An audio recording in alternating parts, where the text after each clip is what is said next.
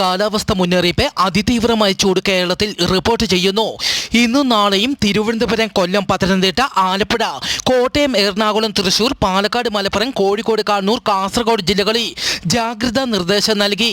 പാലക്കാട് ജില്ലയിൽ 39 degree Celsius വരെയും, തൃശൂർ ജില്ലയിൽ 38 ഡിഗ്രി സെൽഷ്യസ് വരെയും, കൊല്ലം, കോഴിക്കോട് ജില്ലകളിൽ 37 ഡിഗ്രി സെൽഷ്യസ് വരെയും താപനില റിപ്പോർട്ട് ചെയ്തു.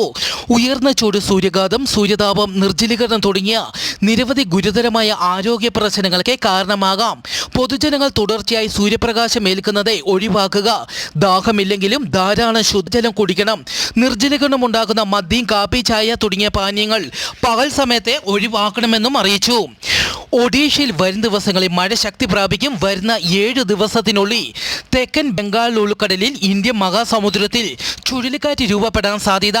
കാലാവസ്ഥാ കേന്ദ്രം ഈ മേഖലയെ സൂക്ഷ്മമായി നിരീക്ഷിച്ചു വരുന്നു.